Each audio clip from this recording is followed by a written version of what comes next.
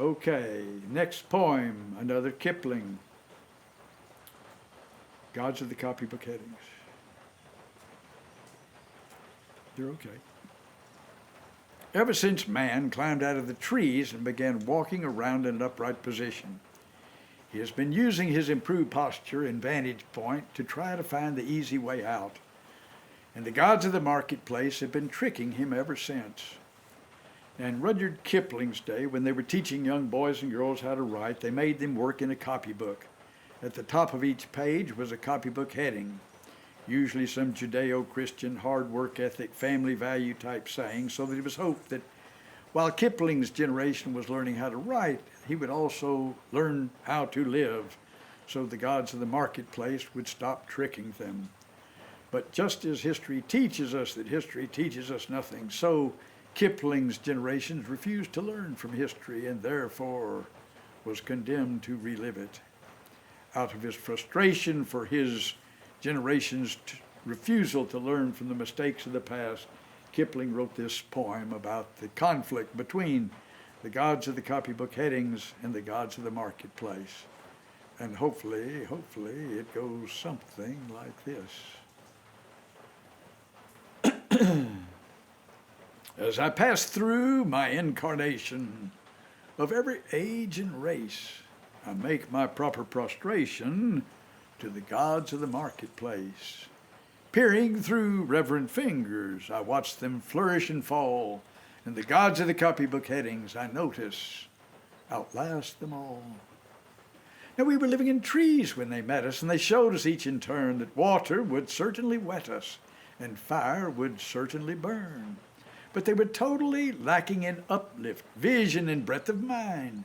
So we left them to teach the gorillas while we followed the march of mankind. We moved as the Spirit listed. They never altered their pace, being neither wind nor cloud born, like the gods of the marketplace. But they always caught up with our progress, and presently word would come that some tribe had been wiped off its ice field, or the lights had gone out in Rome. With the hopes that our world is built on, they were utterly out of touch. They denied the moon was Stilton. They denied she was even Dutch. They denied that wishes were horses. They denied that pigs have wings. So we worship the gods of the market that promise these beautiful things. Now, when the Cambrian measure was forming, we were promised perpetual peace. They swore if we gave them our weapons, the wars of the tribes would cease. But when we disarmed, they sold us and delivered us bound to our foe.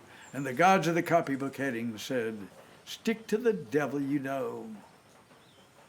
In the first Flaminian sandstone, we were promised a fuller life, which began by loving our neighbors and ended by loving his wife, till our women had no more children, and our men lost reason and faith.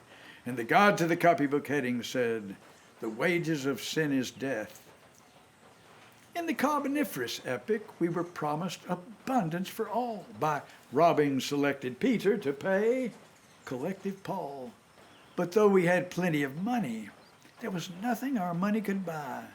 And the gods of the copybook heading said, if you don't work, you die. Then the gods of the market tumbled, their smooth-tongued wizards withdrew, and the hearts of the meanest were humbled and began to believe it was true, that all is not gold that glitters, and two make four, and the gods of the copybook headings limped up to explain it once more. As it will be in the future, it was at the birth of man. Only 4 things are certain since social progress began: that the dog returns to its vomit, the sow returns to her mire, and the burnt fool's bandaged fingers go wobbling back to the fire. And after this is accomplished, and the brave new world begins, when all men are paid for existing, and no man must pay for his sins, as surely as water will wet us, and as surely as fire will burn, the gods of the copybook headings with terror and slaughter return. Okay, that was those 5. Road to the Mandalay. Oh, thank you. After that terrifying message, every man and woman needs a warm and fuzzy place on deposit in their memory bank that they can escape to when the stresses of life are just too great. A warm and fuzzy place long ago and far away when each and every one of us was a king or a queen of all we surveyed. And I think that Kipling must have had a lot of those warm and fuzzy places on deposit in his memory bank, but at least one of those places was on the road to Mandalay. By the old Momin Pagoda, looking lazy at the sea, there's a Burma girl a-settin', and I know she thinks of me. For the wind is in the palm trees, and the temple bells they say, come you back, you British soldier, come you back to Mandalay. Come you back to Mandalay where the old flotilla lay. Can't you hear their paddles chunkin' from Rangoon to Mandalay? On the road to Mandalay where the flying fishes play, and the dawn comes up like thunder out of China across the bay.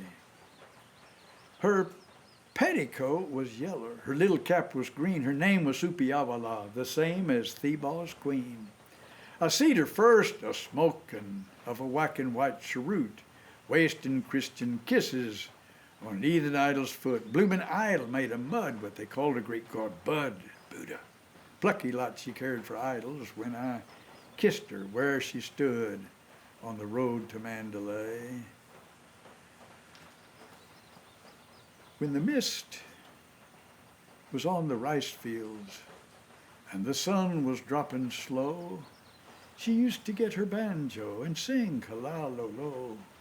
With her arm upon my shoulder and her cheek against my cheek, we used to watch the steamers and the Hathis pilin' teak, elephants a-pilin' teak in the sludgy, squudgy creek, where the silence hung that heavy, you was half afraid to speak on the road to Mandalay.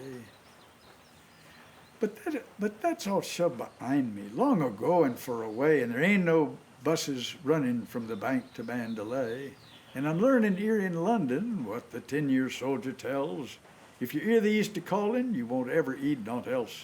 No, you won't eat nothing else but the spicy garlic smells, the sunshine in the palm trees, and the tinkly temple bells on the road to Mandalay. I'm sick of wasting leather in these gritty paving stones, and the blasted English drizzle wakes the fever in me bones. Though I've walked with 50 housemates out of Chelsea to the Strand, and they talked a lot of lovin', but what do they understand? Beefy face and grubby, and law, what do they understand? I've a neater, sweeter maiden in a cleaner, greener land on the road to Mandalay. Ship me somewhere east of Suez, where the best is like the worst, and there ain't no 10 commandments, and a man can raise a thirst.